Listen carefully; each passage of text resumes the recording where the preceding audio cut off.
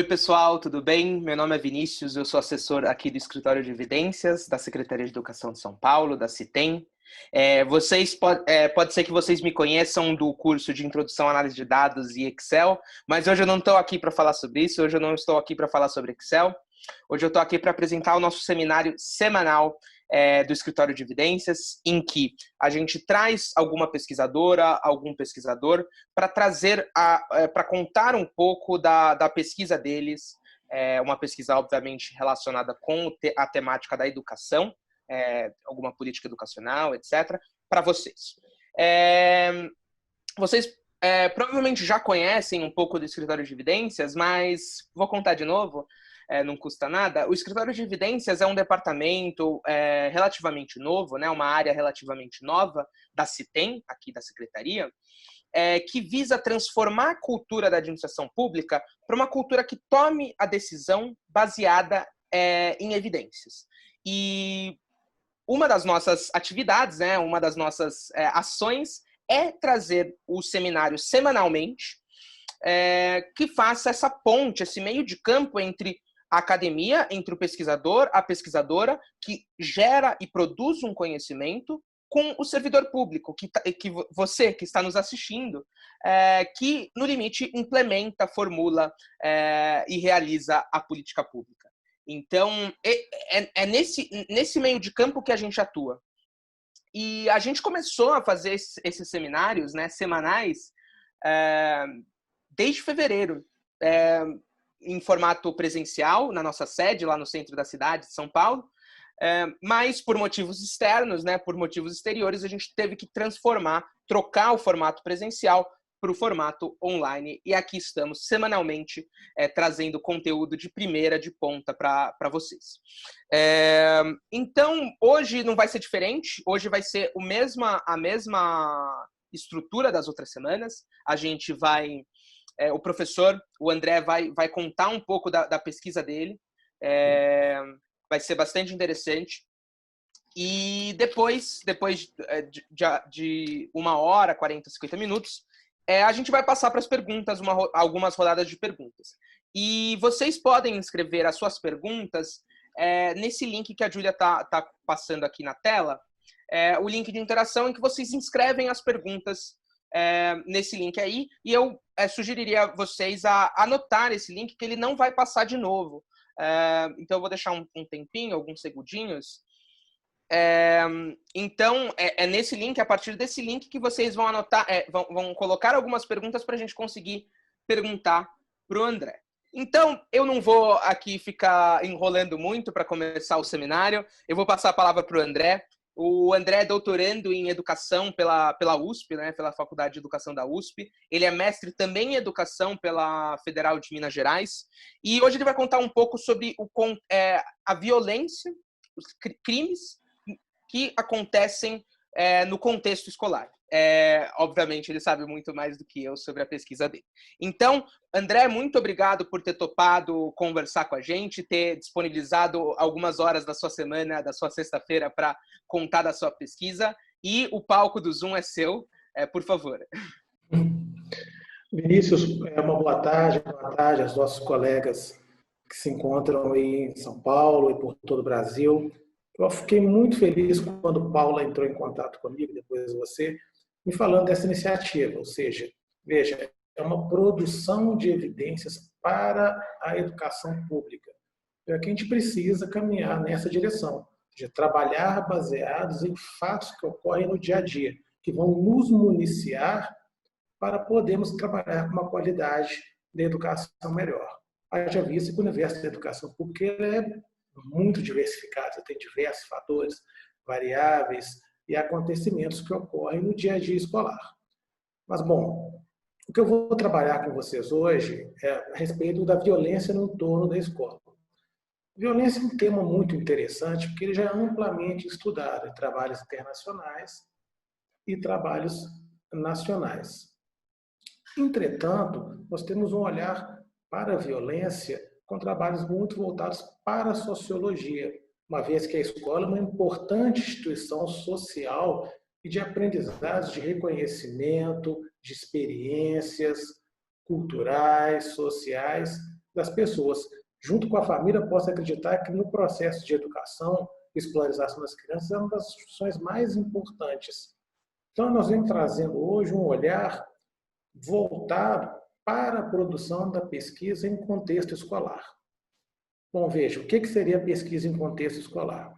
Ela está voltada, nessa perspectiva do estudo de hoje, para o estudo de variáveis que estão associadas ao ambiente da escola. Então, o contexto escolar nós definimos aqui hoje como conjunto de variáveis da escola e o perfil dos alunos. E o conjunto de variáveis de violência que nós vamos trabalhar aqui.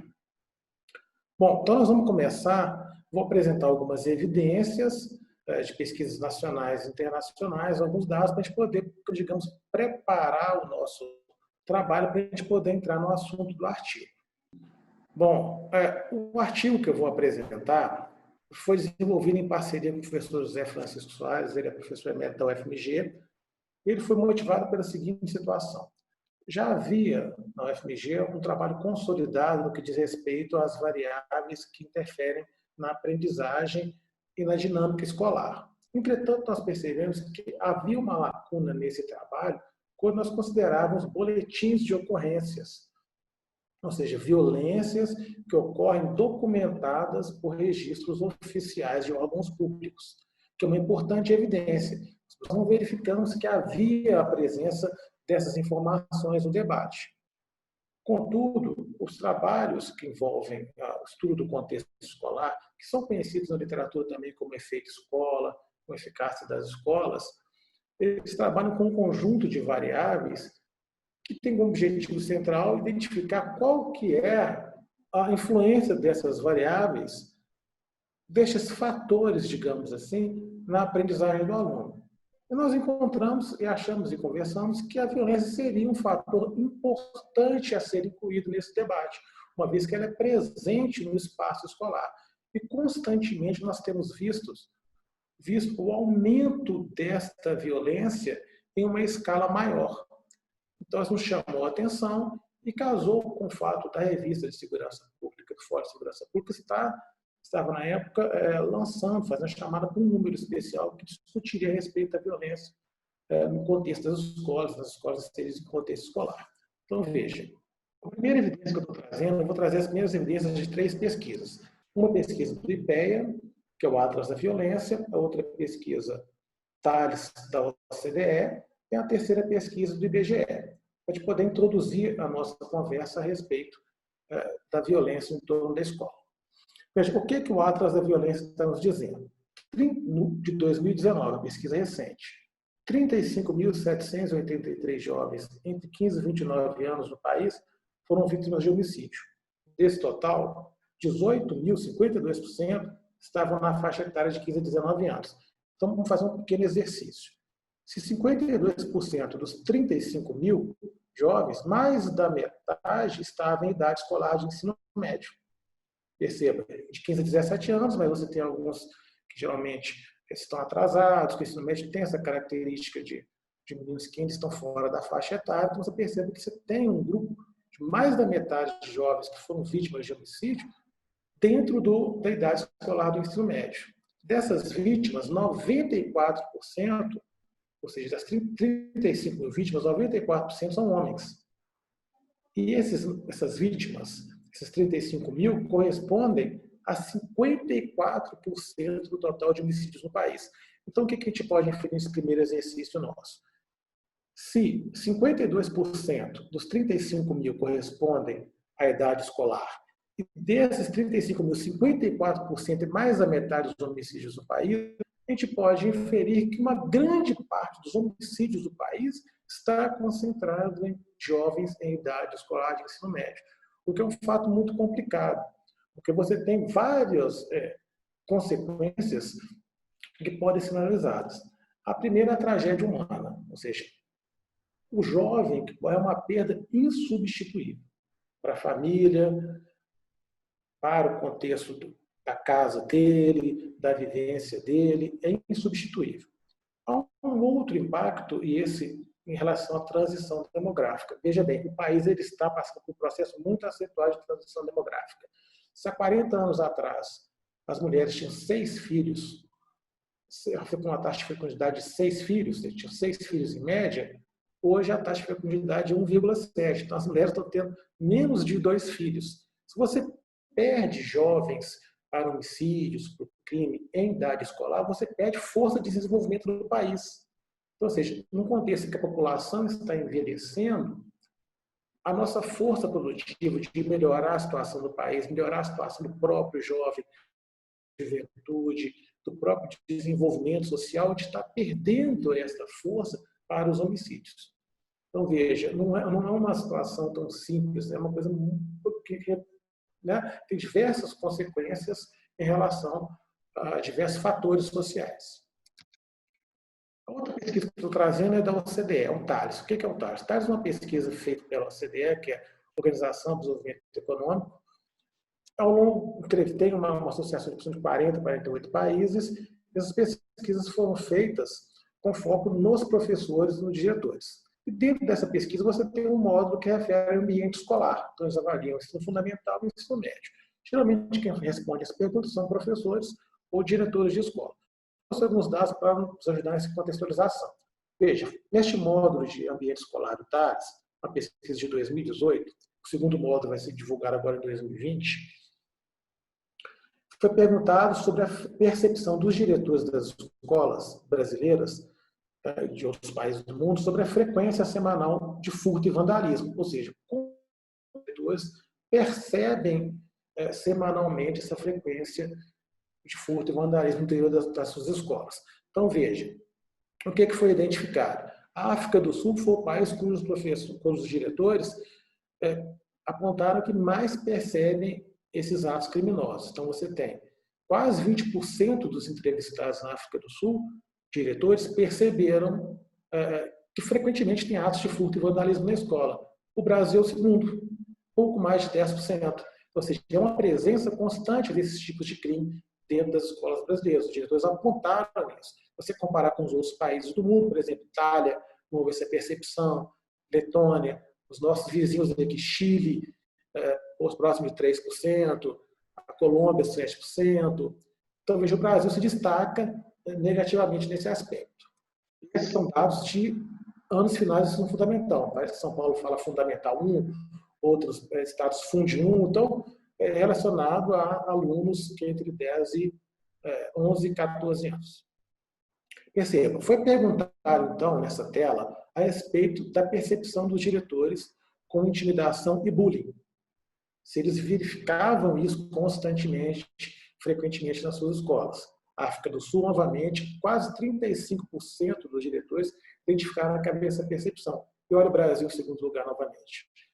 Veja, você tem aí quase 30% dos diretores identificaram que esse tipo de presença de violência, eles percebiam com frequência entre os alunos das suas escolas. Estados Unidos também com patamar alto, França, Suécia. São dados importantes que referem o quê?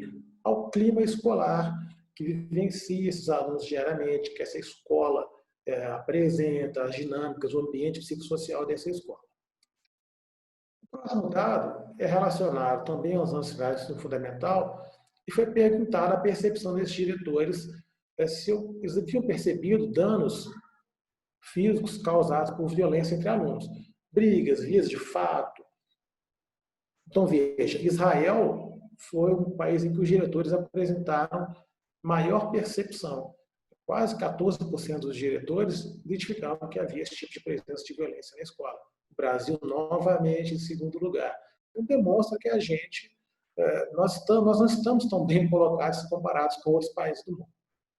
Com o ensino médio, o Brasil apresenta, então, uma situação um pouco mais agravante. Você percebe que são menos países avaliados, mas o Brasil, com a percepção de vandalismo e furto no ensino médio, é o primeiro assim, disparado se comparado com os outros países. Quase 10% dos diretores identificaram essa percepção.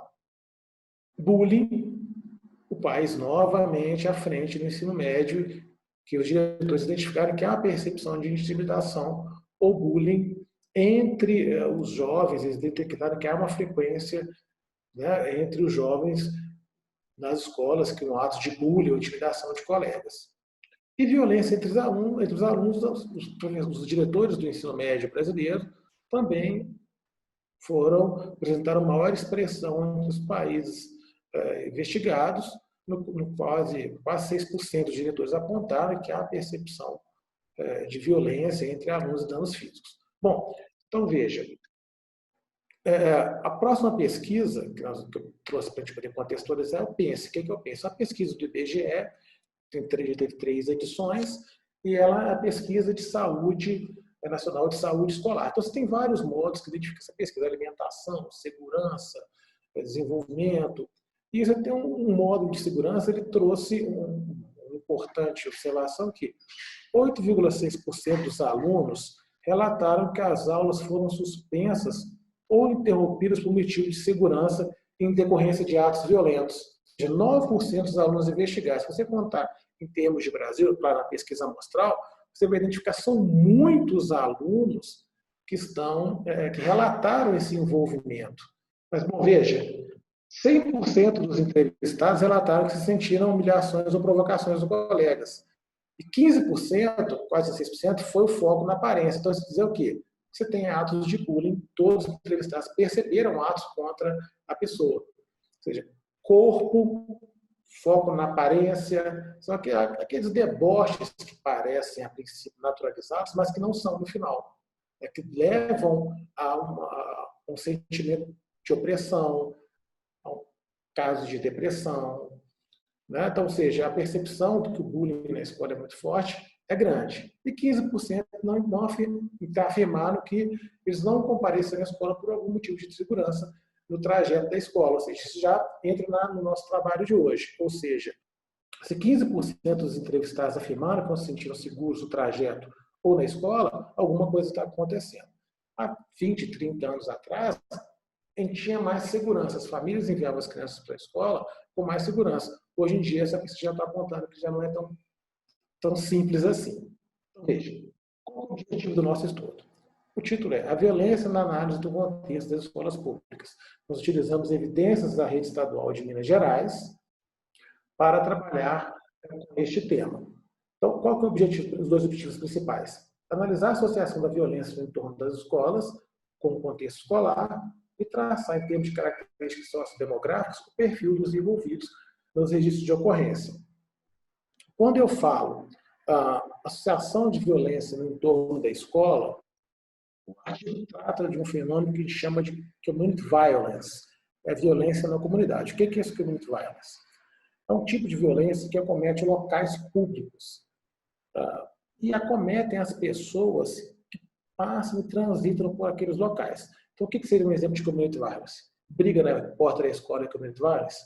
É community violence. Por quê? Porque há uma intenção deliberada de uma pessoa intentar contra a outra. Pode haver, em alguma forma, vítimas? Pode. As vítimas podem ser ou os envolvidos ou pessoas que estão naquele local por algum motivo e acabam sofrendo consequências daquela violência. Tiroteio na porta da escola é community violence? É community violence. Então, ou seja, como que a gente pode captar isso? As pesquisas brasileiras, violência na escola, não conseguem, a sua abrangência, captar, porque a gente não tem estatísticas que trabalham especificamente com este fenômeno. Nós buscamos uma estratégia de utilizar boletins de ocorrência policiais, que são os registros oficiais, que pudessem captar esse movimento da community violence em torno das unidades escolares. Bom, como eu já observei, a pesquisa foi feita nas escolas estaduais de Minas Gerais e, no seu contexto, considerou o entorno da escola como contexto socioespacial, socioeconômico e cultural. O que seria isso? Esses espaços, eles designam e caracterizam pessoas, alunos e famílias e populares que convivem, que estudam ali, que fazem as compras ali, que conversam, que se socializam, que trabalham, ou seja, que tem a sua vida no entorno da escola. Geralmente é a comunidade escolar que envolve aquela escola, que caracteriza esse contexto socioespacial, socioeconômico e cultural. Bom, qual foi o foco do estudo? São os delitos previstos pelo Código Penal. ou seja, o Código Penal Brasileiro de 1940, e você tem outras leis que são associadas a ele. Como que nós obtivemos esses registros? A partir dos boletins de ocorrência dos órgãos de segurança de Minas Gerais. Majoritariamente, quem executa os boletins de ocorrência é a PM, assim como em todo o país, que é a primeira força policial que faz a intervenção inicial em qualquer ato que leve a gerar algum registro, algum boletim de ocorrência. Então, esses dados caracterizaram a violência no entorno da escola. Mas para a gente poder analisar qual a influência dessa violência na escola, nós tivemos que buscar, então, informações de indicadores escolares, que permitissem caracterizar as informações dos delitos previstos pelo Código Penal, dos boletins de ocorrência, com as características das escolas. Então, a gente teve que buscar dois tipos de indicadores: os boletins de ocorrência e as características das escolas. As características das escolas, buscamos indicadores educacionais desenvolvidos pelo INEP, que é o órgão oficial do governo que trabalha com as estatísticas educacionais. Bom, eu pensei como é que eu iria descrever a utilização dos dados de boletins de ocorrência. Então, eu fiz um pequeno esquema, vou trabalhar isso com cuidado para vocês compreenderem como é que isso foi feito. Veja bem, o Brasil ele não tem uma tradição em trabalhos de dados em larga escala com relação à violência escolar ou violência no entorno da escola. Então, é natural que as bases de dados dos órgãos de segurança não sejam as mesmas bases de dados dos órgãos escolares. Então, quando a gente trabalha com bases de dados escolares, o que um ponto importante? Cada aluno, o INEP, ele determina como um número, tem que ter um ID. Cada escola tem o seu indicador, tem um número de referência. Cada município tem um número de referência. Então, é através desse número que a gente consegue captar as características de desenvolver trabalhos escolares. O boletim de ocorrência ele não tem isso. Você não tem o número do aluno, o número da escola, você não sabe o que acontece. Então, o primeiro ponto foi identificar nos boletins de ocorrência, o ano de referência foi 2015, nos boletins de ocorrência, qual informação poderia nos remeter às escolas estaduais. Então, lá você tem informação para o agente público diz o seguinte: local imediato do fato. Qual é o local imediato do fato? Uma escola pública estadual. A primeira observação. Importante isso. Só que você pega o boletim, você tem as seguintes informações: o local imediato do fato, que é a escola estadual, que a gente conseguiu isolar somente as escolas estaduais. Aí você tem o município, as coordenadas geográficas do fato e o endereço do fato. São essas três informações. Ou seja, nós não temos mais nada. E aí você começou a ter a limitação. Então, o que a gente teve que fazer? Foi um trabalho extremamente minucioso. Pegava o município, a coordenada geográfica, o endereço do fato e a localização e a informação que o local imediato é para o estadual. Quais escolas tem naquele município? Pegamos as listas de escolas municipais daquele município. Quais ocorrências desse município X? Bom, vamos lá. Município tal, Belo Horizonte. Coordenada geográfica. Vamos ver se ela casa com a coordenada geográfica da escola. Algumas sim, a grande maioria não. Por quê? Porque, veja, uma coordenada ela tem que ser precisa para você identificar nos programas de computador. Se você muda um número na latitude ou um número na longitude, mesmo que seja na rua do lado, ela já você não consegue identificar. Então, é praticamente impossível você identificar por coordenada geográfica. O que nos ajudou foi o município e o endereço do fato. Então, o que nós tivemos que fazer? Pegar as escolas daquele município,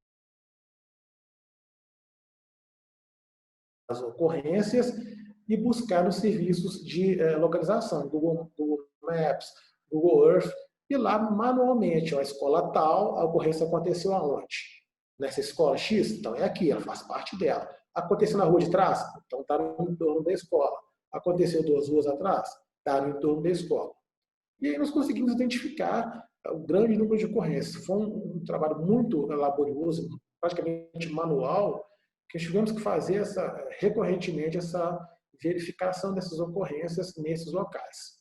E após todo esse trabalho, ainda tinha uma limitação.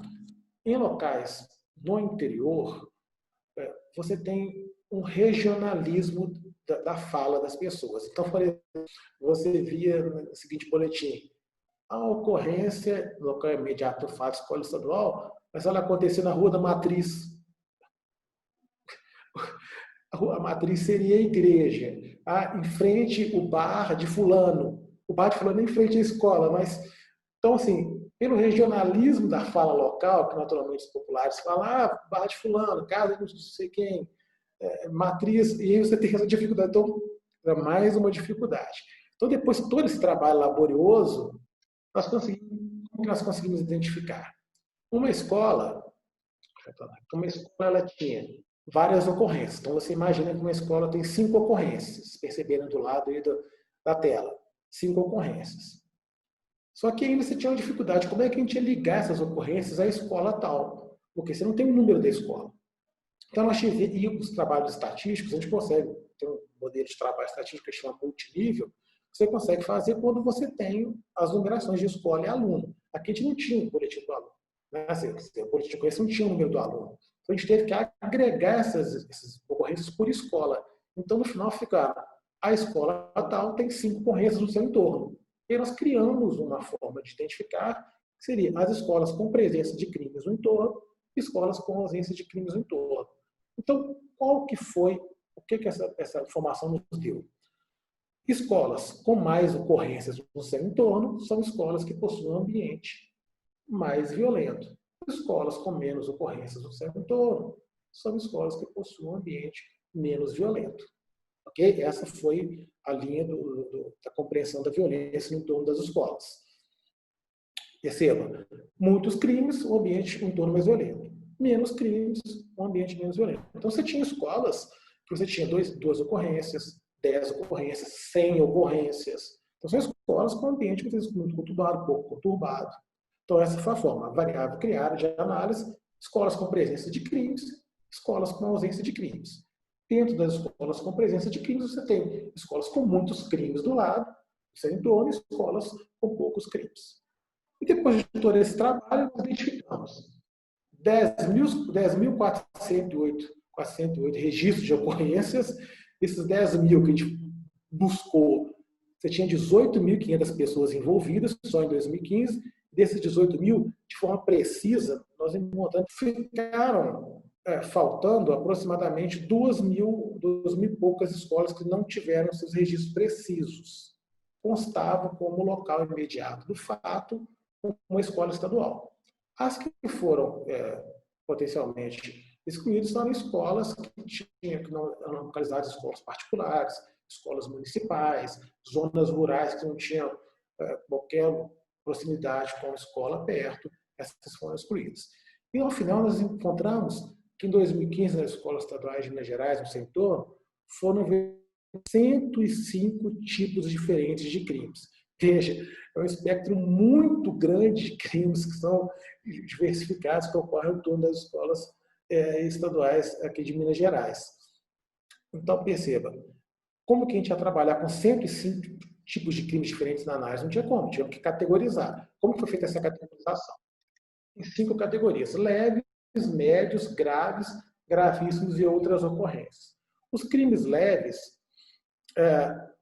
foram categorizados com penas a partir de 15 dias até 1 ano. Então, são ameaças, arremessos de projéteis contra transporte público, passa um ônibus, o menino joga pedra, atritos verbais, vias de fato, que são as brigas, danos ao patrimônio, constrangimentos, pichações e consumo de drogas. Os crimes médios, entre 1 ano e 5 anos.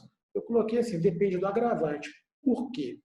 Porque a pena desses crimes começa com 1 ano, mas se tiver um agravante,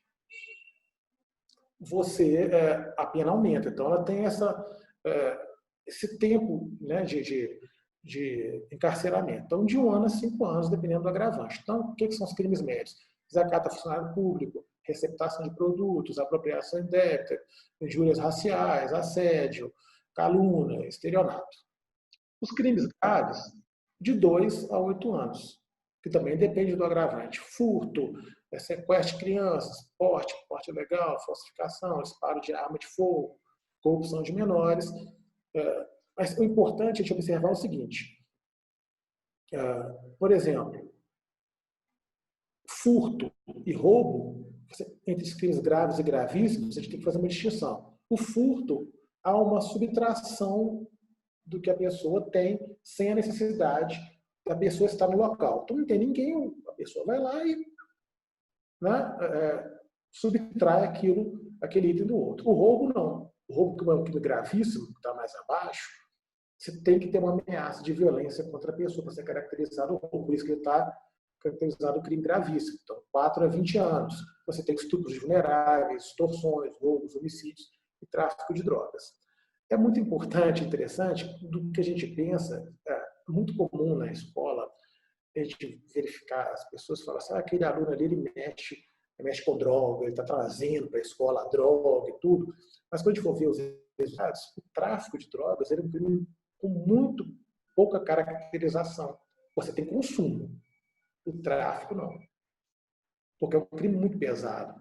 E, potencialmente, o traficante ele não fica ali na porta da escola abertamente para ser abordado pela polícia. Você tem consumo. O tráfico, não. E as outras ocorrências seriam: encontrou veículo roubado nas imediações da escola, ligação de denúncias a partir de telefones públicos nas imediações e outras campanhas contra a violência. Bom, os dados das escolas. Como nós utilizamos os dados das escolas para caracterizar as escolas? Nós utilizamos 5 dados. O NSE, que é o nível socioeconômico, o que é isso? Ele reflete a condição socioeconômica dos alunos daquela escola. Ela é uma variação de 0 a 10. Então, escolas mais próximas de 10, é um indicador do INEP, mas escolas mais próximas de 10 têm um nível socioeconômico melhor. De uma forma, não posso dizer de uma forma muito comum, mas de uma forma resumida para compreender, escolas próximas de 10 atendem meninos com condições financeiras melhores. Ok? Mais próximos de 0, condições financeiras inferiores. A regularidade docente é uma variável que aponta, que mede a estabilidade do professor na escola. Então, ou seja, escolas, nós trabalhamos com uma variação de 0 a 10, originalmente era de 0 a 5, nós parametrizamos de 0 a 10. De 0 a 10, então, escolas com uma regularidade docente próximo de 10, elas apontam o quê? Que o quadro de professores daquela escola é mais estável. Os professores eles não saem tanto da escola, não há troca de professores constantemente. Tem professores lá que dão aula há muitos anos, aumentando o contato com alunos, escola, que isso é muito interessante para um perfil escolar. Trabalhamos também com a complexidade de gestão da escola. O que esse indicador quer dizer? É um indicador de 5 níveis, nível 1 são escolas menos complexas e o nível 6 níveis, o nível 6 são escolas mais complexas. Escolas mais complexas são aquelas escolas que atendem mais alunos, têm mais etapas, anos iniciais, anos finais, noturno, ensino técnico, EJA, você tem muitos professores, diferentes turnos, então são escolas com uma gestão mais difícil, por causa do número de condicionantes. Formação docente. Nós trabalhamos com a seguinte referência: o percentual de professores que trabalham na escola que tem curso superior para a disciplina que leciona. Professor de português, língua portuguesa, tem curso superior na disciplina que leciona. Professor de matemática, tem curso superior na disciplina que leciona. Então, a gente trabalhou com este dado. Percentual de professores com formação adequada naquela escola. E a infraestrutura das escolas foi um trabalho feito pelo professor Soares Neto. Eu tenho que fazer um agradecimento. Ele cedeu os dados da pesquisa de infraestrutura dele, da UNB, e nos ajudou a compor, que é uma escala de infraestrutura. Também trabalhamos com ela de 0 a 10, que mais próximo de 10, as escolas têm uma infraestrutura melhor, mais equipadas, instalações sanitárias adequadas, secretaria, biblioteca, e escolas mais próximas de 0, você tem uma infraestrutura menor.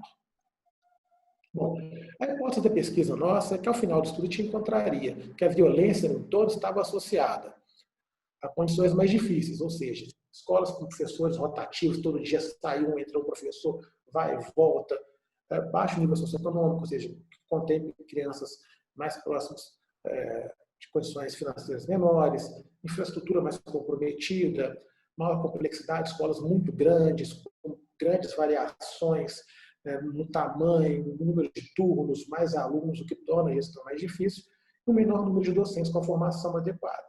Entretanto, no final, a gente vai ver que essa hipótese se confirmou parcialmente. Bom, os resultados da pesquisa, então. Nós identificamos como os tipos de crimes mais praticados no entorno da escola. quais foram esses tipos de crimes? 66% desses crimes foram as ocorrências leves. 18, 16, 14, 15% são os crimes mais graves. Médios, em torno de 9%. Os crimes gravíssimos, 1, 2%, e as outras ocorrências entre 5% e 6%. O que esse resultado nos apontou?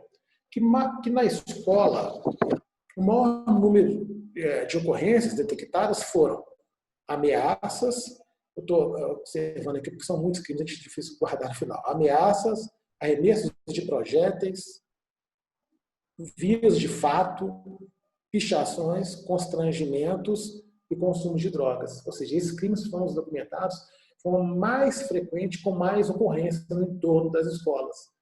Veja, vias de fato. O que caracteriza as vias de fato? Briga. Então, a hipótese nossa é de que começa a confusão dentro da escola, que é um ambiente que tem muitas pessoas com diferentes opiniões e começam os atritos ali, como a escola é um ambiente controlado, ou seja, já há uma intervenção das pessoas que trabalham naquele ambiente, a briga se externa para o lado de fora da escola e ali continua e começa e acaba gerando uma ocorrência policial. Arremesso de projétil em ônibus, que aparentemente algumas pessoas tratam isso como natural. Saída de escola, passa um ônibus, o menino joga uma coisa no ônibus, joga um tênis, mas isso não é natural. Isso não pode ser naturalizado. Arremessar coisas em veículos em andamento, isso é crime. Tem que há uma presença grande. Os crimes graves, que correspondem a 14%, o que foram percebidos? Furtos, sequestros de crianças, isso é muito importante que a gente traga para o debate. Por quê? Escolas que atendem Fundamental 1 para os anos iniciais, você tem saída de meninos da escola. Então, geralmente os pais vão buscar as vans, e naquela saída de menino para a escola, buscar meu filho, você vai buscar o seu, pega ele também, e a pessoa acaba se descuidando, e aí, naquela criança, acaba sendo levada por uma pessoa que não é a indicada para estar ali naquele momento. Na mesma época, eu conversando com pessoas do Conselho Tutelar, o que é comum de acontecer também, que a gente pensa que não acontece, mas acontece. Brigas conjugais, ou seja, o cônjuge separa do outro e aí ele vai na escola e pega a criança para levar para a casa dele. E aí o outro, como a escola não é comunicada, a pessoa acaba ficando em desespero e aciona os órgãos de segurança pública e aí é o sequestro de crianças. Corrupção de menores, abusos de incapazes e disparos de armas de fogo. Os crimes médios, eles caracterizam desacato a funcionários e receptação, apropriação indébita, receptação, injúria racial, sexual, estelionato. É importante observar o seguinte, a injúria, você tem diferença entre calúnia, injúria e difamação. Veja, não são crimes iguais. A calúnia é quando a pessoa inventa que outra pessoa o terceiro realizou um crime. A injúria, a difamação, você atenta contra a honra daquela pessoa, inventando alguma situação específica. Por exemplo, o André está saindo, ele é casado, ele está saindo com outra mulher. Isso é uma injúria, uma difamação. E a injúria, você atenta contra características específicas, raciais, questões de deficiência, sexuais, homofobia, racismo, e elas podem ser agravadas. Por exemplo, o André é um canalha. É um tipo de injúria. Por que ela pode ser agravada? O André é um canalha negro. Então, teve um agravamento. Então, isso é importante a gente saber para, inclusive, trabalhar isso dentro das escolas. Bom, seguindo. Caracterização dos envolvidos. O que são os envolvidos?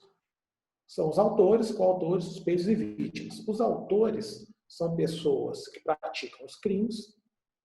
Os coautores são os que participam da prática do crime. Os suspeitos é que têm alguma relação com esse crime. E as vítimas são as pessoas que sofrem o ato do crime. Então, veja, quase 50% dos boletins de ocorrência quase 50% Os envolvidos foram identificados como autores e como vítimas. Eu não tenho como dizer que são os mesmos números de pessoas, variam, mas foi uma presença muito significativa. Bom, o que demonstra este dado nosso aqui? Deixa eu só mudar para cá. A caracterização dos envolvidos por sexo. Entre os boletins de ocorrência, nós verificamos que as mulheres, elas correspondem a quase 61% das vítimas dos crimes nos entornos das escolas. E os homens correspondem a quase 70% desses autores dos crimes. O que isso nos sugere? Que os homens, que são uma parcela maior na geração desses crimes, eles têm como alvo as mulheres, que são o número de vítimas. Isso pode caracterizar o caso de opressão feminina. Mas esses dados, eles não sugerem que é uma violência contra as mulheres. Ou seja, não estou trabalhando violência contra as mulheres. Eles permitem a inferência que as mulheres são os alvos principais dos atos de ocorrência na porta das escolas. Mas eu não posso dizer qual tipo de crime por esse estudo aqui. Qual tipo de crime que a mulher foi mais envolvida. Se foi agressão contra a mulher, se foi o marido que fez contra a mulher, se foi o filho, se foi o namorado. Isso não permite dizer. Mas aqui sugere que os homens, como maiores autores, têm como alvos principais as vítimas, as mulheres. Corraça. Se nós observarmos, a corraça, nós temos brancos como 38%, a segunda categoria racial. Estou usando as categorizações do IBGE. Como vítimas, com quase 39%, e os pais é impressionante, tanto como autores, coautores, suspeitos e vítimas. Os negros são os pretos, uma terceira categoria. Mas se nós trabalharmos como denominação raça negra, que são pardos e pretos, você vai ver uma prevalência muito grande entre autores e vítimas nessas categorias raciais. Isso já é documentado na literatura, outros trabalhos já identificaram as mesmas prevalências nos crimes. Entre os homens prevaleceram os seguintes crimes com situação de vítima, homens como vítima. Eles foram mais vítimas de roubos. Se vocês lembrarem o que nós comentamos um pouco atrás, o roubo, você tem um potencial maior letal contra a vida, porque atenta contra a vida da pessoa, diferente do furto. Então, vejam, os homens são vítimas de roubo, quase 63% dos homens são vítimas de roubo. Estupro de vulnerável, 15%, e homicídio, 12,5%. Eu sublinhei o estupro de vulnerável por quê? Porque este dado foi contrário à literatura. É esperado na literatura que a mulher, sexo feminino, seja mais vítima de estupro de vulnerável. Mas como a gente está tratando do ambiente escolar, em torno da escola, esse dado precisa ser estudado de uma forma mais aprimorada, para ver se confirma esse resultado, se não se confirma, é necessário uma imersão estudo qualitativo ou dados que tratam desse aspecto de forma mais ampliada e mais profunda. As mulheres foram mais vítimas, dos seguintes crimes: ameaças, furtos e vias de fato. Veja, os homens, eles estão relacionados com crimes mais violentos. Lembra no começo, quando eu falei do Atlas da violência? Os homens são acometidos por crimes mais violentos. O roubo é um crime muito violento, o homicídio é um crime violento. As mulheres são furtos, vias de fato, que são brigas, agressões e as ameaças de um contra os outros. E as mulheres negras e pardas correspondem a mais de 50% pretas e pardas, mais de 50% das vítimas, infelizmente.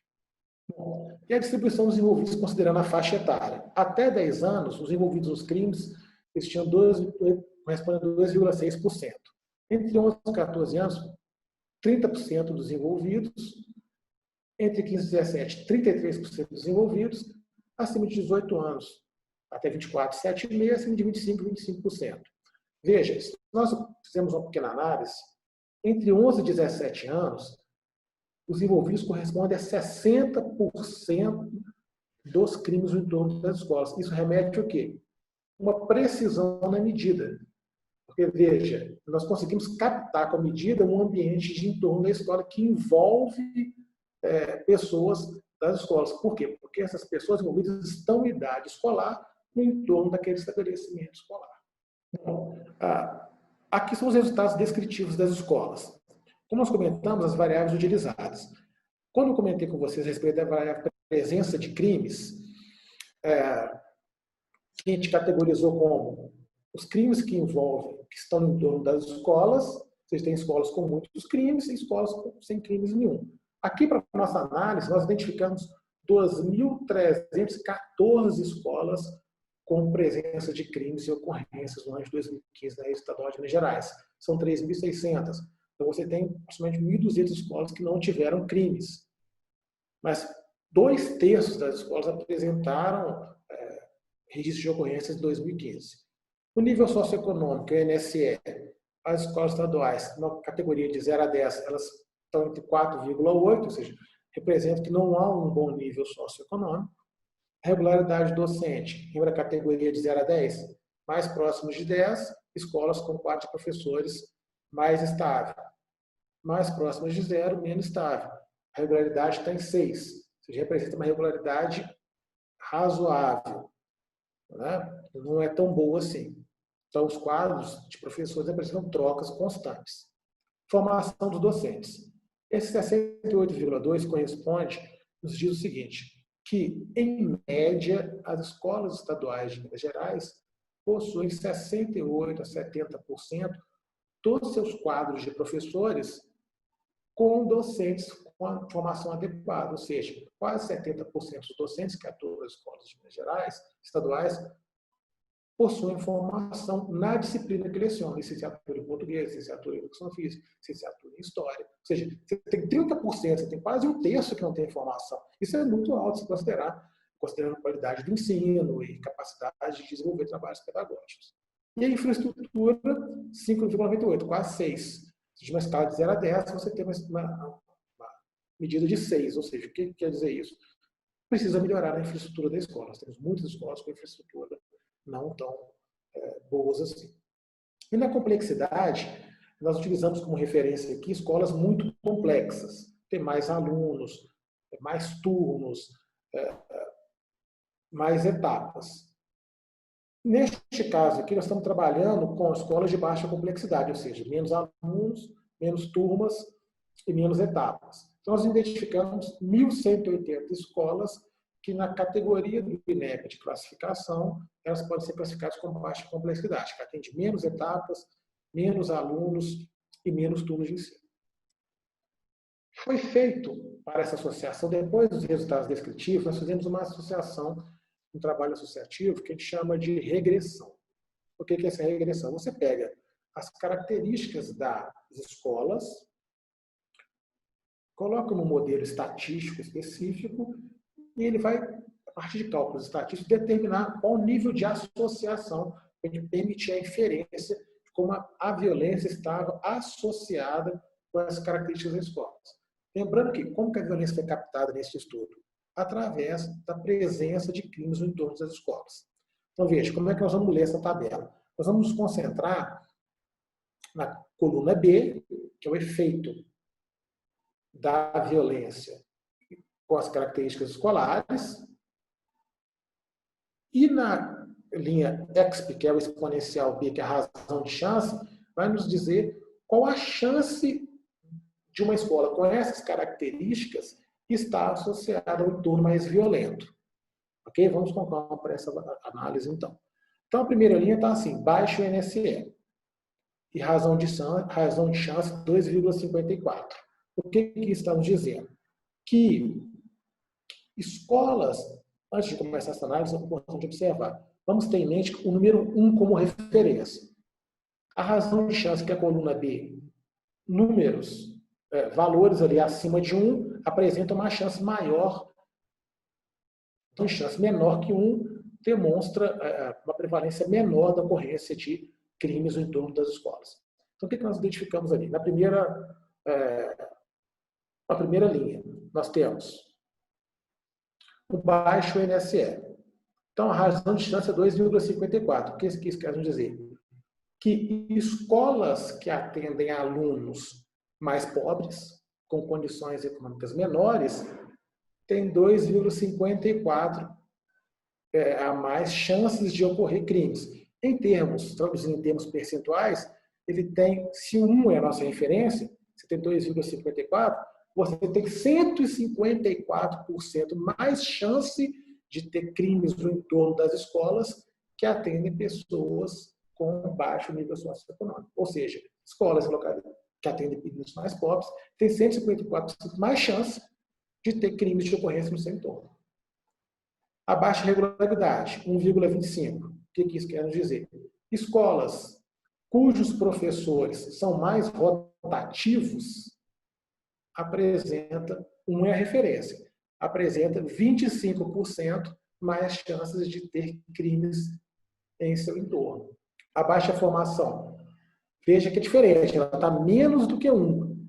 Então, a chance de ocorrer crimes em escolas cujo quadro de professores é formado por docentes com formação inadequada é menor. Então, veja, traduzindo, escolas cujos professores não possuem formação adequada à disciplina que lecionam, o seu entorno tem menos crimes. Nós vamos discutir isso daqui a pouco. Então, veja, escolas de meninos atendem meninos com condições menores economicamente, tem mais chance de acontecer crime. Escolas com professores mais rotativos, tem mais chance de acontecer crime. Escolas que possuem professores menos formados, têm menos chance de acontecer crime. Olha a diferença. Com relação à baixa complexidade, veja, 3,57. O que isso aponta?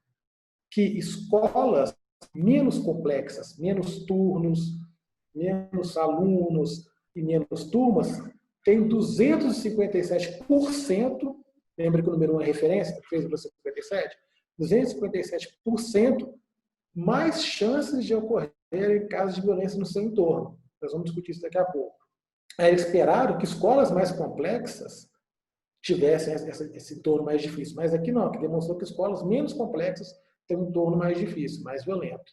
E a infraestrutura corresponde a 1,6, ou seja, 60% mais chances de escolas com menor infraestrutura aparecerem crimes no seu entorno. Então, escolas mais mal equipadas, mais depredadas, com situações mais difíceis, têm uma chance maior de ter atos violentos no seu entorno. A constante é um parâmetro estatístico utilizado no cálculo. Então, vou para nossas discussões. A hipótese de pesquisa foi parcialmente confirmada. Por quê? Você teve a baixa complexidade, a gente esperava que escolas mais complexas apresentassem um entorno mais difícil, mas não foi confirmado, foram escolas menos complexas. Eu esperava que escolas cujos professores fossem mais bem formados apresentassem situação mais difícil, apresentassem situação menos difícil. Mas foi ao contrário. Escolas cujos professores não possuem formação adequada é que apresentaram um contexto mais simples. Isso demonstra que escolas cujos professores são mais bem formados possuem diferença do entorno. Então, veja, alguns trabalhos apontam relações entre situações de desordem verificadas na ociosidade dos alunos em decorrência da ausência de professores. Então, o que quer dizer isso? Remete à regularidade. Se você tem uma regularidade menor nas escolas, o que acontece? Você tem professores trocando de posições constantemente, e no que os professores trocam de posição constantemente, sempre há uma vacância do cargo. Então, depende da rede, período de contratação, ou seja, professores que contratam, sai um professor da escola hoje até designar outro para o lugar, você tem um período de se mandar a vaga para a secretaria, até essa vaga voltar a ser analisada.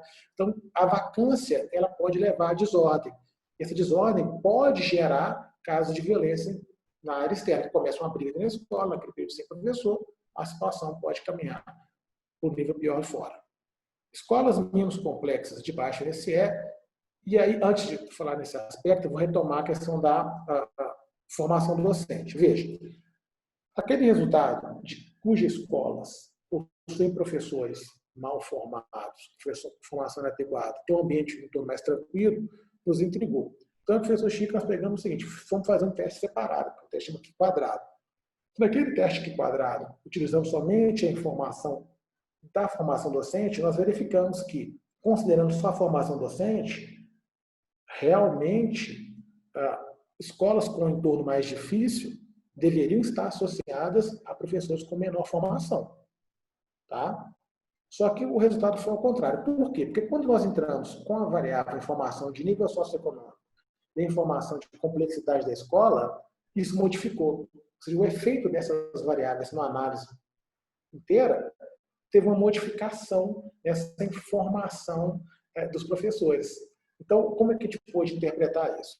Escolas menos complexas e de baixo nível socioeconômico estão situadas em espaços mais distantes, em periferias, em municípios mais distantes, e que potencialmente podem ser espaços mais degradados.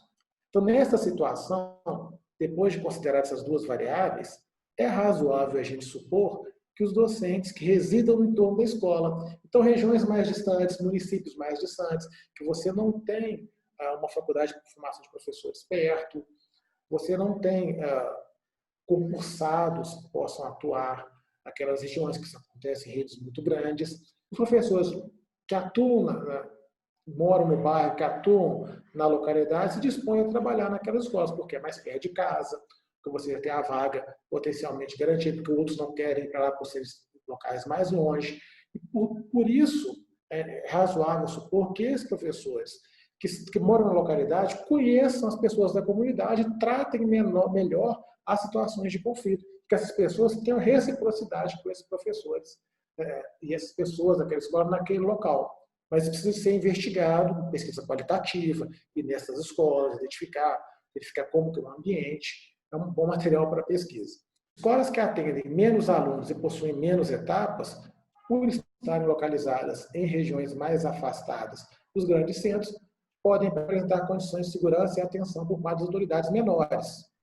Mas é uma situação que precisa ser investigada. O que isso quer dizer? Quando nós identificamos que escolas com baixa complexidade têm um entorno mais violento, a gente imagina que escolas maiores estão localizadas, em sua grande maioria, não é uma regra, mas é uma prevalência maior, em grandes corredores de ônibus, nos centros das grandes cidades, mais próximos da movimentação. Então, ali você tem uma vigilância maior de órgãos policiais, uma vigilância maior da guarda municipal que passa a todo momento, você tem a presença maior de pessoas circulando naquele local. Em regiões mais afastadas, tem escolas de bairro, escolas em municípios menores, o policiamento, a vigilância em torno daquela comunidade, em torno daquele local, ela pode ser diminuída. Então, aí você cria um ambiente de prevalência maior para a ocorrência desses fatos. Mas o outro princípio precisa ser investigado, porque nós estamos trabalhando com dados de boletim de ocorrência. Quando a gente fala em escola, a gente tem que ir qualitativamente para verificar o que está acontecendo, passar um tempo lá no período de imersão para ver como que é a movimentação da escola. Mas é um dado que sugere isso. E resultados de alguns trabalhos demonstram associação positiva entre casos de depredação escolar e crimes contra o patrimônio. Então, escolas com infraestrutura menor tendem a apresentar uma depredação maior, ou seja, depredam, quebram um muro. Tem casos muito interessantes, que é diretor de escola, professor, sempre, regiões mais violentas, você tem o muro arrebentado para se colocar um entorpecente, quer dizer, pichações. Então, você tem uma depredação maior do patrimônio público. Bom, eu acho que é isso. Nós conseguimos cumprir aí. Não fui muito demorado. Muito obrigado. Acho que consegui transmitir a mensagem que a gente precisava. Muito obrigado, André. Cumpriu super. Foi super interessante, super legal conversar sobre esse contexto tão duro, tão interessante que é a violência do contexto, violência criminal, no contexto escolar. Então, antes de começar a passar para as perguntas propriamente ditas, eu vou pedir para a Júlia passar o link das perguntas de novo, porque às vezes a pessoa não anotou, pensou que não ia ter dúvida, mas aí apareceu alguma dúvida e está passando o link de novo na tela de vocês. Aí, se tiver alguma coisa a ser perguntada, alguma questão a ser perguntada, vocês inscrevem nesse link aí. Tá? Então, eu vou começar, eu juntei duas perguntas que apareceram aqui que podem estar relacionadas. As perguntas são da Carmen Menezes e do Daniel da Silva.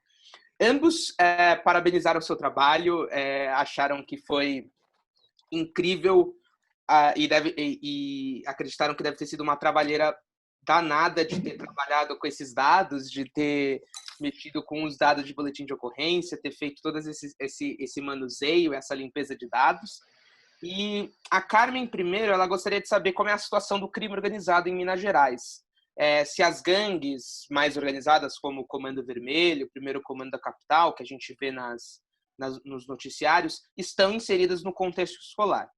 E o Daniel da Silva também parabeniza o seu trabalho e ele pergunta: há algum tempo uma diretora de escola, minha parente, falou abertamente da necessidade de negociar com os líderes do tráfico de drogas no bairro para garantir que dentro da escola nada aconteceria ou nada com seus alunos aviãozinhos. Sei que não foi o objetivo da pesquisa, mas o que você conhece dessa realidade e como você pensa que a escola pode lidar com essa criminalidade violenta no entorno?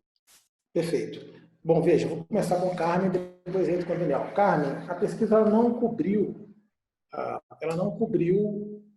a questão do crime organizado. Mas a gente sabe que há uma penetração aqui em Minas Gerais das facções de Comando Vermelho e PCC. Entretanto, a presença maior que a gente pode verificar é de tráfico de drogas. Mas como os dados observaram, o tráfico de drogas no entorno das escolas é muito pequeno, porque o traficante não vai se expor ali no entorno da escola. E a gente vai linkar isso com a questão do Daniel, porque, veja, ele vai mandar outras pessoas para realizar esse trabalho. Menores que potencialmente são apreendidos, não presos. Então, ele acaba se livrando disso. A pesquisa não clareou a questão do crime organizado. Mas, veja bem, já entrando no caso do Daniel.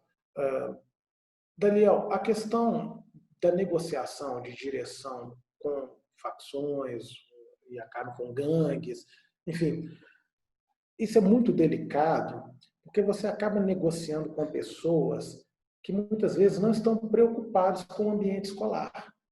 Elas estão preocupadas com o comércio deles, né, que é um comércio ilegal. E aí utiliza-se como subterfúgio. Eu trabalhei muitos anos na Secretaria de Minas Gerais, visitando muitas escolas pelo Estado, e utiliza-se como subterfúgio o seguinte: eu tenho que negociar com fulano para ver se a gente consegue manter um ambiente tranquilo. E cria-se aquele ambiente de negociação. Quando isso deveria ter sido feito com a parceria com os órgãos de segurança, para que seja garantida uma segurança para o ambiente escolar. Então, perceba, o gestor escolar, os professores, eles não têm poder de polícia. São pessoas imbuídas no processo de ensino-aprendizagem. Deve haver uma parceria com os órgãos de segurança, uma sinalização para que esses órgãos possam fazer um trabalho de prevenção local, para evitar que isso ocorra. A escola deve trabalhar no sentido de educar a criança com projetos, com ações internas, imbuindo também a família desse trabalho, trazendo a família para esse trabalho, de modo que eles consigam compreender a situação. Mas eu não vejo, assim, eu falo pela experiência de muitos anos trabalhando, tem quase 20 anos com a minha educação, eu não vejo isso com bons olhos, essa negociação entre direção e escola, com a conversa, que é muito comum, a gente negocia para deixar o ambiente tranquilo, para o nosso menino aqui. Quer dizer, isso não é função de direção de escola, é função dos órgãos garantir a prevenção. Então, ou seja, se há um acontecimento isso em determinadas escolas, é sugerido que seja feita uma política de prevenção junto com os órgãos de segurança, mas isso precisa ser feito com dados, e esse é um problema que a gente tem com dados de violência na educação. Você não tem esses dados muito esclarecidos. Ou seja, escolas que têm uma prevalência grande, especializada, dos órgãos de segurança. Mas isso é possível na medida que identifique que aquela localidade precisa disso. Porque muitas vezes acontece o seguinte, Daniel, aquela história. Na escola tem aquele menino ali que ele mexe com droga, ele conhece um fulano, conhece outro ciclano e tal, e eles são traficantes e tudo, mas você não tem uma documentação daquilo. fica no conhecimento da pessoa ou da comunidade. Veja, se você perceber no boletim de ocorrência, os dados de tráfego são baixíssimos, 1,9%. Você tem um dado de consumo de drogas. Então, para agir, você tem que ter dado. E para estabelecer uma política, você tem que ter dado. E para estereotipar determinados alunos, que são traficantezinhos ou aviõezinhos e tudo, você tem que ter uma comprovação. Então, antes de a gente estereotipar, o gestor tem que compreender o cenário, verificar se isso é verdade, se realmente tem para depois tomar uma ação com os órgãos. A ação da política pública se dá em cima de evidências e fatos. Ninguém constrói política pública de prevenção sem uma documentação. Nós vamos construir uma política aqui porque a gente acha que tem menino que não é assim. Né? Quer dizer, para o gestor falar, ele tem que ter comprovação. É claro que ele te respeita o conhecimento dele do ambiente escolar, óbvio, isso tem que ser respeitado porque é uma pessoa eleita ou então indicada para aquele local, mas para intervir nessa questão da violência, de violência de crimes graves, você tem que ter informações precisas para isso. E a negociação com determinadas pessoas, eu fico um pouco, a gente tem que ter um pouco de cuidado, que você pode acabar sendo envolvido em alguma coisa que, no final, você não vai conseguir se libertar disso. Com certeza, André. Acho que as políticas públicas precisam ser baseadas em evidências, né? E trazendo aqui para o lado do escritório de evidências, é para isso que a gente está aqui. Eu vou fazer uma pergunta do Cícero Rodrigues. Ele fala: boa tarde, André, muito obrigado pela apresentação, muito esclarecedora, parabéns pelo trabalho. Ele pergunta se é possível pensar no órgão, na instituição educacional da escola como um ponto de apoio, principalmente para as vítimas. Ele pensa em algum contexto de crimes que tenham baixa notificação e a escola apoia a vítima e incentive a vítima a notificar. Ele mandou um abraço. Cícero, obrigado. Veja, se eu entendi bem, vamos trabalhar na seguinte situação. Crimes de baixa notificação. Quais que seriam os crimes de baixa notificação? Pelos dados nossos aqui, são crimes que não são reportados constantemente, que não são lavrados os boletins de ocorrência com maior frequência. Uhum. Veja, então eu não tenho como determinar qual crime que for, porque se ele não for notificado, eu não sei. Quer dizer, o crime tem que ser notificado, então não tem como determinar qual crime que foi. O ponto de apoio da escola, a escola é uma instituição para ter uma função primordial, dentre as outras, mas a primordial é ensinar o menino, trabalhar os conhecimentos que o menino precisa sair, passar toda a educação básica, aprendendo, desenvolvendo suas capacidades cognitivas, as suas capacidades, o seu saber fazer, as suas habilidades, e operacionalizar esse conhecimento na sua vida social, na sua vida familiar, no trabalho, período posterior, na universidade, se for o desejo dele. O apoio de vítimas de violência em escola, ele precisa estar ancorado na função da escola. Ou seja, existem órgãos de apoio de assistência social, conselho tutelar, então são órgãos destinados para o acolhimento e o apoio de questões ligadas a não respeito de direitos, digamos assim. Direitos sociais, direitos humanos. A escola tem que estar imbuída do processo, da função dela, que é ensinar. Eventualmente, esse processo de auxílio também está imbuído no reconhecimento de valores. A escola também trabalha os valores. É uma dimensão muito forte na escola. Só que esse trabalho ele não pode ser feito dissociado do ambiente da aprendizagem, para que o aluno realmente consiga compreender o que foi ensinado e utilizar a habilidade, o processo de ensino-aprendizagem naquela situação de auxílio à pessoa. Então, veja, nós vamos trabalhar aqui uma cultura contra a violência feminina. Um debate muito sério e muito importante na sociedade atual. Então, a escola se mobiliza, nós vamos fazer um seminário, um projeto contra a violência feminina que a gente verificou aqui na comunidade. A primeira coisa é verificar se há prevalência daquilo na comunidade. Né? Porque, veja, um caso, 2 casos, são poucos casos. Isso é resolvido por uma ajuda da direção da escola, que chama os órgãos competentes, a supervisão, a orientação da escola que ajuda, chama os órgãos competentes, chama a família.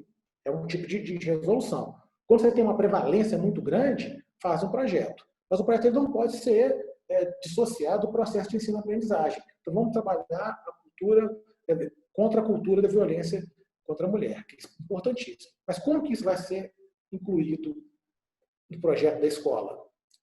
A escola ela tem uma função inicial. Então, tenho que incluir o projeto de compreensão que a violência feminina é um mal terrível dentro da aprendizagem do aluno, para que o aluno identifique isso e saia da escola, quando formar, compreendendo que aquela violência ela não é satisfatória para o desenvolvimento social. Então, não adianta eu trabalhar um projeto se ele estiver dissociado. Você vê muito isso. Vamos trabalhar a cultura da paz. Aí faz uns cartazes, põe lá, e no ano que vem continua do mesmo jeito. Por quê? Porque não houve uma apreensão do conhecimento de que aquilo é importante, é um valor importante para a construção social daquela sociedade, daquela comunidade. O projeto é muito importante, o acolhimento é importante, mas ele tem que estar associado com o projeto da escola. Perfeito, Cícero. Perfeito, acho que passou pelos pontos que o Cícero, acho que imagino que pensou, né? A Maria Elisa, que é da nossa equipe do Escritório de Evidências, ela pergunta, ela comenta, né? Nos resultados você aponta que a escola com baixa complexidade teria maior probabilidade de ocorrência de crimes no entorno da escola. Aqui no estado de São Paulo existe uma associação entre tamanho das escolas e sua complexidade. Escolas grandes sendo consideradas mais complexas, com várias classes, níveis e modalidades. E os bairros periféricos, em que esse tipo de criminalidade é maior. Como você explica esse dado, que parece discrepante do que sabemos aqui de São Paulo? Aí ela incrementa a pergunta, falando um pouco sobre as escolas menos complexas estarem em entornos mais violentos e pode ser que estejam relacionados com um contexto rural, que estejam mais afastados do centro urbano do município. Então, acho que é meio nessa linha que é a pergunta da Maria Elisa. Maria Elisa, veja, a hipótese de pesquisa nossa ela convergia para isso, né? A gente esperava que escolas mais complexas apresentassem um contexto, um entorno mais difícil. Quer dizer, a pesquisa, quando a gente inicia ela é uma caixa de surpresas, ela vai aparecendo as evidências, a gente vai elaborando e discutindo isso dentro das evidências junto com a literatura. A gente esperava, na hipótese inicial, que as escolas maiores, pelo tamanho, pelo número de pessoas, número de profissionais, pela diversificação, crianças pequenas, jovens, adultos, diferentes modalidades, estão atuando. O que o resultado demonstrou foi difícil. E nós convergimos para aquilo que você comentou. Escolas mais distantes do centro, nós estamos falando de uma realidade estadual, ou seja, o que seria distante do centro? Interiores, igual você comentou, zonas rurais, ou escolas, que aqui em Minas Gerais, uma rede um pouco diferente. Escolas localizadas em locais de menor acesso, então, escolas menores localizadas em bairros mais violentos, condições de pobreza, são escolas mais tímidas, menores, que atendem aquela comunidade local. Por aquele contexto mais difícil, nós temos a hipótese de que os resultados mostraram, foi uma associação, não uma causalidade, um entorno mais violento. Por exemplo, se você tem escolas no interior mais afastadas, ou seja, é mais difícil para os órgãos de segurança estarem ali a todo momento do que escolas mais centrais. Então, a probabilidade de ter um evento mais violento é maior, muito maior. Quer dizer, você está por conta das pessoas daquele local. Escolas localizadas em áreas mais difíceis, bolsões de pobreza, áreas reconhecidamente mais violentas, você tem um entorno mais difícil, as escolas um pouco menores. A gente supõe, né? A gente tem que ter uma penetração de uma pesquisa qualitativa naqueles locais. Eu sugiro até pegar o indicador que é desenvolvido em São Paulo, que trabalhando com o INEP. Foi até uma iniciativa, um esforço do professor atrás que ele fez, dele, e agora São Paulo. Então, veja, é importante que pegar os dados das escolas mais complexas, faça um cruzamento com os dados de violência. São Paulo parece que tem um sistema de informação que os diretores informam se há uma violência na escola. Pode pegar os dados também de ocorrência e cruza esses dados somente com a complexidade. vá na escola e verifique se isso é verdade, porque precisa de um trabalho qualitativo para certificar que o que foi mostrado nessa associação, ela procede. Porque a regressão demonstra um contexto, né? Você tem um conjunto de variáveis que são associadas, e o modelo estatístico ele trabalha com isso. Mas é necessário, principalmente na questão da formação e da complexidade, que foram as hipóteses não confirmadas, que vá qualitativamente e faça uma observação daquilo que foi verificado na parte estatística, que foi verificado em loco na parte qualitativa. Pode ser que São Paulo você tenha um resultado diferente. A gente teria que trabalhar com os dados dos boletins de ocorrência de São Paulo. É uma rede muito maior, você tem N especificações, você tem forma de contratação de professores diferentes, você tem uma forma de... A complexidade é diferente, você tem escolas com projetos diferentes, você tem escola integrada em um, não tem escola integrada no outro. Você tem N variáveis que podem levar ao agravamento ou redução dessa violência. Mas é importante o quê? Nesses casos que a hipótese não foi confirmada, ir em loco e verificar o que está acontecendo. Acho que foi isso, ou teve mais alguma coisa que a Elisa perguntou que eu não contemplei? Não, fechado. Acho que é isso, sim. E eu vou passar para a nossa última pergunta, infelizmente, a da Elizabeth Maria, da Administração Central. Ela destaca e chama a atenção sobre crimes que estão associados e motivados a uma certa revolta com a escola, como depredação, pichação, entre outros. Um sentimento de não pertencimento à escola. Ela pergunta se na sua pesquisa você chegou a notar se há uma relação entre esse tipo de crime e as características de complexidade, gestão e outras características da escola, relacionadas com esse tipo específico de crime. Não, veja, os boletins de ocorrência, Elizabeth, eles trabalharam com crimes no entorno. Então, a gente não tem como precisar, a gente imagina pelos dados de faixa etária, que é um envolvimento grande de alunos das escolas. Mas a gente não tem como precisar nos boletins se a pessoa que cometeu o ato de violência, ele é aluno da escola. Por exemplo, está entre 11 e 17 anos, que a gente verificou como prevalência maior, 60% das pessoas. A gente supõe que seja um voto do ambiente escolar que atenda alunos daquela idade. Isso é uma suposição bem razoável. Mas você pode ter, por exemplo, pessoas que são companheiros destes que estão ali, que cometem esses crimes. Então, a gente não tem como identificar se é um aluno da escola ou se é um outro popular que está no entorno. Sugere-se que sejam pessoas ligadas ao ambiente escolar, mas se é um aluno ou não. Quando você fala em relação contra a escola, a pesquisa em violência escolar, você tem diferentes vias de pesquisa. Então, você tem a violência institucional, a violência na escola, a violência da escola, a violência simbólica, e a violência para ou com a escola, que é a depredação. Sugere-se nessas pesquisas que o aluno não se sinta pertencente à escola. Quando eu falo pertencente, é que ele não se encontra naquele lugar. Ele vai porque é obrigado pela lei, a família tem que colocá-lo na escola. Mas não necessariamente aquela escola é importante para ele. Então, perceba, a lei assim impõe, porque é obrigatória, a educação básica dos 4 aos 17, a família tem que colocá-la, senão ela é responsabilizada, o Estado precisa receber. A lei está sendo cumprida. Só que o aluno ali, ele não compreende a função dele na socialização e na aprendizagem dos conhecimentos. E tem um outro fator que é muito importante, que é a relação dos grupos sociais primários. O que são grupos sociais primários? São as pessoas que vivem em volta desse aluno na casa dele. São as pessoas mais próximas. Pais, irmãos, avós, pessoas que estão muito próximas deles. Então, se ele em casa ele tem um grupo social primário violento, ele tendencialmente ele vai apresentar um comportamento também muito parecido com aquilo. E aí ele pode levar isso para a escola. Se na casa dele, por exemplo, né, ele tem comportamentos inadequados, falta de cuidado com as coisas, tem irmãos ou primos que foram presos, ou que picharam, ou que incentivam isso, ele pode vir a ser influenciado por esses padrões, por essas posturas.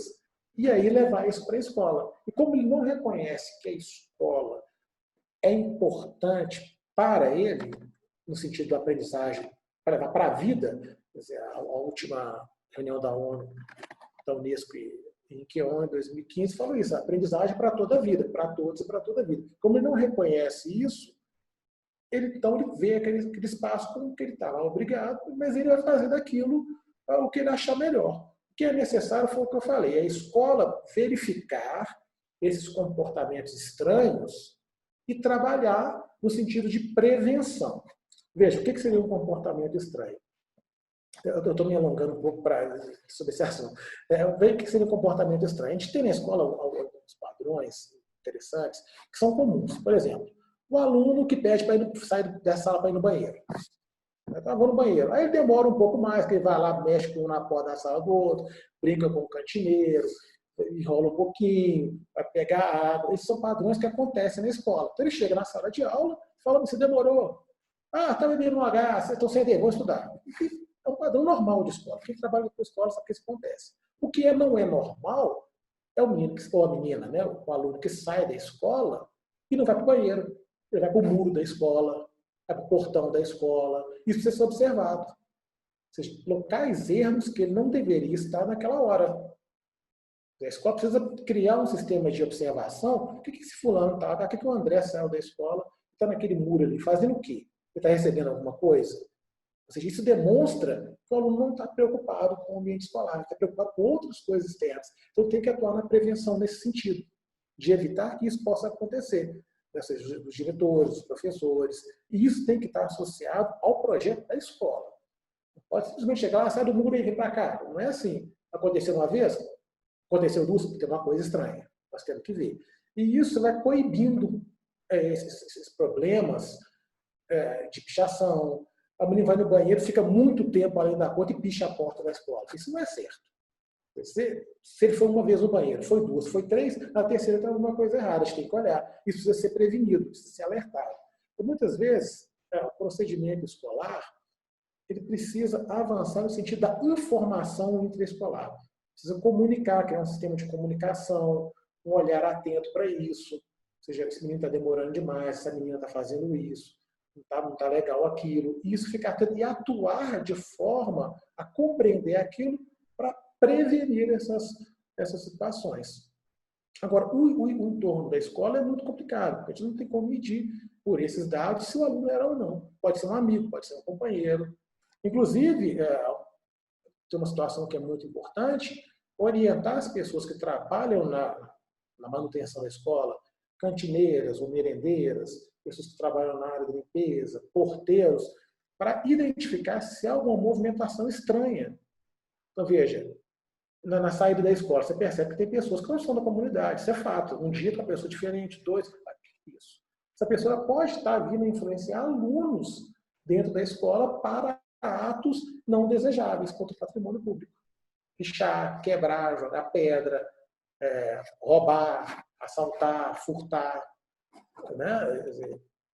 Lembrando, a prevenção tem que ser aliada ao projeto da escola, para que o aluno se sinta pertencente àquele projeto e ele compreenda com a aprendizagem que aquilo não é possível fazer, que não é o certo, que ele vai sair dali como formado, entendendo o valor que a escola tem dentro do que ele aprendeu.